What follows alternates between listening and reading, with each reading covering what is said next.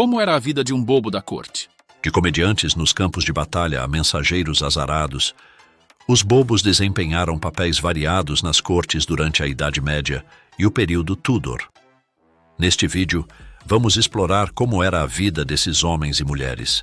Quando imaginamos um banquete medieval ou da época dos Tudor, talvez pensemos em um bobo da corte, o tolo sábio, correndo entre os convidados, fazendo malabarismos ou contando piadas obscenas, enquanto menestréis dedilham seus alaúdes.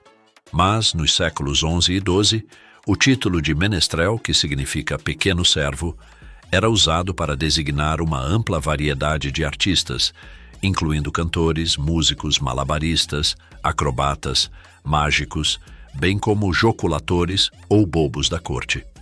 Homens e mulheres eram contratados como menestréis, e há um registro de uma joculatrix chamada Adeline, que possuía terras em Hampshire no ano de 1086.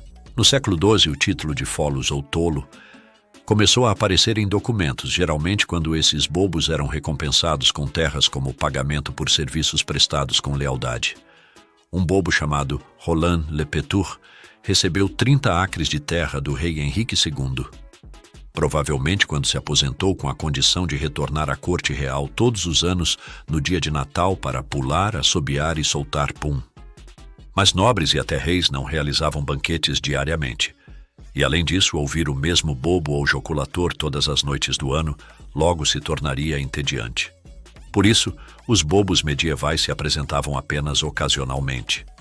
No restante do ano, se esperava que desempenhassem outras funções na casa, como cuidar dos cães de caça ou viajar até os mercados para comprar o gado que alimentaria a família, os criados e os homens de armas. A vida de um bobo. Tanto o rei Eduardo II quanto Eduardo III tiveram uma sucessão de bobos da corte e chamavam todos de Robert, independentemente de seus verdadeiros nomes. No entanto, já no século XIII, alguns bobos talentosos começaram a alcançar status de superestrelas. Aqueles que tinham a sorte de ser empregados pela realeza recebiam seu próprio cavalo e servos. Tom Lefol, Tom, o bobo, se apresentou no banquete de casamento da filha de Eduardo I, Elizabeth, e recebeu uma recompensa de 50 shillings. Isso era uma fortuna, considerando que um telhador qualificado podia esperar ganhar apenas 2 pences e meio por dia, e que se podia comprar um ganso por 1 pence e meio. Claro que a maioria dos bobos não tinha a sorte de chamar a atenção do rei.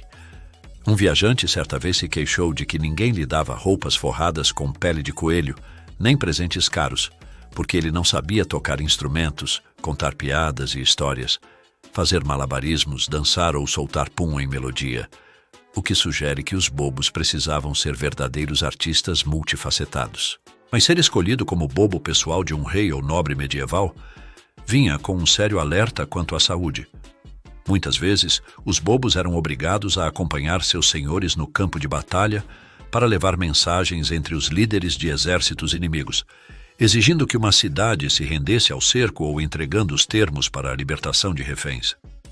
Infelizmente para os bobos, os inimigos às vezes realmente matavam o mensageiro como um ato de desafio, especialmente se considerassem os termos oferecidos um insulto. E alguns usavam uma catapulta ou trabuco para lançar o infeliz mensageiro, ou sua cabeça decepada, de volta ao próprio acampamento, uma forma bastante gráfica de mostrar o que pensavam da mensagem. Os bobos também desempenhavam um papel vital na própria batalha. Nos primeiros tempos da Idade Média, sua função era travar uma guerra psicológica, elevando o moral do exército na véspera com canções e histórias, quando os dois exércitos se posicionavam frente a frente, preparando-se para o combate.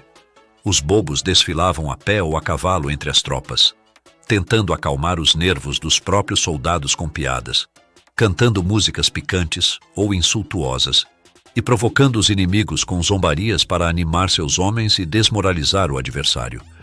Algo parecido com o que fazem os torcedores de futebol antes de uma partida. Alguns até faziam malabarismos com espadas ou lanças na frente do inimigo, zombando e provocando até que os mais temperamentais perdessem o controle e atacassem antes da hora para vingar o insulto e matar o bobo. o que podia enfraquecer suas próprias posições defensivas. 3 tipos de bobo. À medida que a Idade Média avançava, 3 tipos de bobos foram se consolidando. O bobo profissional empregado por um nobre geralmente era muito astuto, instruído e usava roupas comuns, semelhantes às de seus patrões, em vez do traje clássico de bobo da corte. Mas famílias ricas ou nobres também adotavam homens e mulheres com doenças mentais ou deformidades físicas, mantendo-os quase como animais de estimação, para seu divertimento ou como um ato de caridade cristã. Frequentemente chamados de bobos inocentes e também recebendo títulos como o bobo da rainha ou o bobo do Lorde X, eles não recebiam pagamento, apenas comida, roupas e um lugar no chão para dormir. Se a família nobre decidisse que esses pobres bobos já não os divertiam mais, às vezes lhes concedia uma pensão em forma de esmolas regulares, embora, tristemente, muitos terminassem seus dias como mendigos. O terceiro tipo de bobos era composto pelos membros das chamadas Sociedades dos Bobos, particularmente populares na França. Eram grupos de amadores que se apresentavam no Natal ou em feiras e festivais. Geralmente, eram esses que usavam o traje clássico do bobo da corte, capuz com orelhas, túnicas multicoloridas e amarravam guizos aos sapatos ou roupas. Dançavam e saltitavam pelas ruas, alguns até carregando bebês nas costas. Durante o período elisabetano, os bobos começaram a deixar de se apresentar em residências para se tornarem atores cômicos nos palcos, e no século XVII, ter um patrono real começou a se tornar algo bastante perigoso, como descobriu Geoffrey Hudson. Geoffrey era um talentoso anão bobo que foi notado por Carlos I quando saltou de dentro de uma crosta de torta. Geoffrey viajou com a rainha Henrietta Maria quando ela fugiu para a Holanda e voltou com ela à Inglaterra para lutar a cavalo pelos realistas durante a Guerra Civil. Apesar de seu tamanho, era um habilidoso cavaleiro e soldado. Sempre leal à coroa, ajudou a levar a rainha de volta em segurança para a França. No entanto, alguns meses depois, o irmão de Lord Croft, que era capitão da guarda da rainha, insultou Geoffrey por causa de sua altura. O anão o desafiou para um duelo e o matou a tiros. A rainha não teve escolha, a não ser bani-lo. Durante a viagem de exílio, ele foi capturado e vendido como escravo. Curiosamente, quando finalmente retornou à Inglaterra, se era mesmo o mesmo homem, foi constatado que havia crescido cerca de 30 centímetros e, em outra reviravolta, em 1679, ele foi acusado de conspiração em um complô papista. Foi finalmente libertado da prisão em 1682, com 63 anos, morrendo pouco depois. Maggoty Johnson. Um dos últimos bobos profissionais foi Samuel Johnson, conhecido como Maggoty por causa do rosto marcado por varíola. Nascido em 1691, ele dançava, contava piadas, atuava e fazia travessuras em muitas das casas nobres da Inglaterra. Seu patrono, o Duque de Montagu, ajudou Maggoty a montar uma peça em Londres, escrita por ele próprio, na qual interpretava o papel principal de Lord Flame. Ao que tudo indica, a peça era terrível, mas mesmo assim foi encenada mais de 30 vezes no Haymarket Theatre. Maggoty acreditava ser um excelente cantor, mas costumava se apresentar de costas para o público, pois fazia expressões tão estranhas ao cantar que as pessoas riam.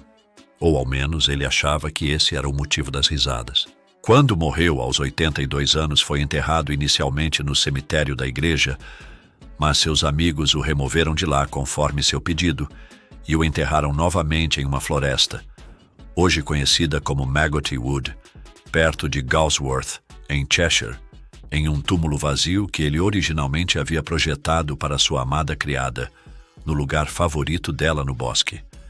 Ele pediu para não ser deixado no cemitério porque detestava particularmente uma velha briguenta que estava enterrada lá e brincava que, no dia da ressurreição, ela arranjaria confusão por causa dos ossos de sua perna, alegando que eram dela. Você ainda pode visitar seu túmulo em Maggoty Wood hoje. A floresta pertence ao National Trust, que instalou placas com a inscrição original de 1773 no túmulo. elogiando os muitos talentos do Sr. Johnson e contando a história do osso da perna junto com uma inscrição mais ácida, escrita em 1851 em forma de rimas e que começa assim: Se o acaso te trouxe aqui, ou olhos curiosos, para ver o lugar onde jaz este pobre bobo, um bobo inconsequente até em sua morte, soltando suas piadas além do último fôlego. O poema contém um severo aviso vitoriano para aqueles que passam a vida fazendo o papel de bobo. Os dias do bobo da corte haviam acabado de forma definitiva. Você gostou do vídeo? Ative o sininho para receber notificações toda vez que um vídeo for lançado. Você também pode colaborar com a gente curtindo o vídeo e se inscrevendo no canal. Não custa nada e nos ajuda bastante. Se você quiser e puder, compartilhe o vídeo com seus amigos e conhecidos, ou com alguém que você acha que pode se interessar por esse conteúdo. Nos avalie. Entre em contato com a gente. Faça comentários. Diga o que você achou do vídeo e do conteúdo. Sua opinião é muito importante para nós. E não esqueça de voltar. Nos vemos em breve. Um forte abraço. Até lá!